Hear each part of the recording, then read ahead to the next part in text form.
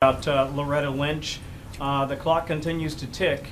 I've run out of ways to describe the delay. I'm curious, what, if anything, is the White House planning to do to move this process along? Well, I have a new way to describe the delay for you.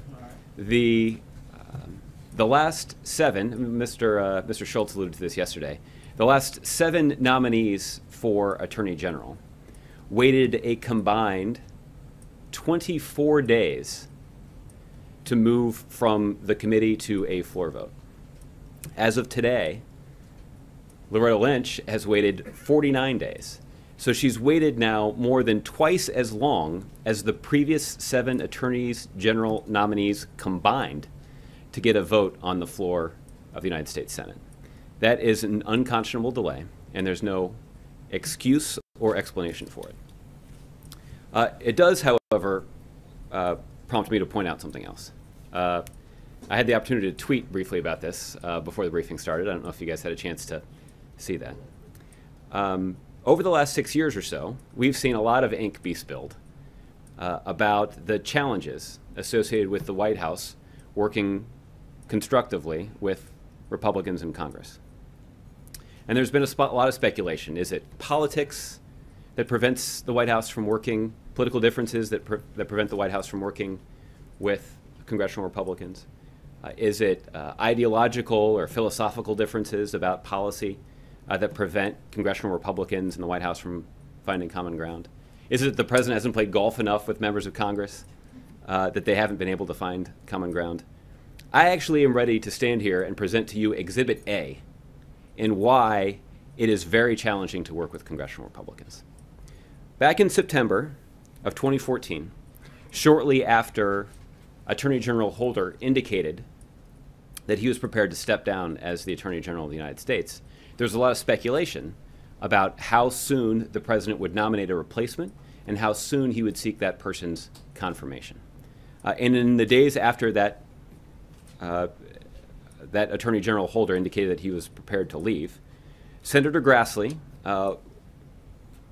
appropriately relishing the possibility that Republicans would assume control over the United States Senate, said, rather than rush a nominee through the Senate in a lame duck session, I hope the president will take his time to nominate a qualified individual.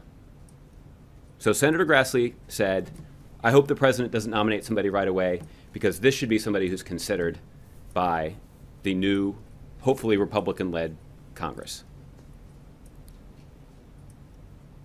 Just today, on television, on Bloomberg, Senator Grassley was asked about the delay. Again, citing the historic delay that she has faced. And he said, and I'm quoting here, if you want to subtract November and December from that long time frame, you should do it. The Democrats were in charge or were in control of the Congress, and they decided not to bring her up. That, in my mind, is an astounding display of duplicity. And I know that it may be that you guys are looking at me, many of you have been in Washington longer than I have, and you're thinking, that Josh really likes working at the White House. He's so idealistic. He's got stars in his eyes. He's so naive about the way that Washington works. That this kind of dramatic reversal and going back on one's word is just business as usual in Washington. The sad part, I think, is that Senator Grassley, particularly in his home state of Iowa, has cultivated a reputation as somebody who is true to his word. And I think the only conclusion that I can draw from this astounding exchange is that it's possible that Senator Grassley's been in Washington for too long. That long wind up, Bill.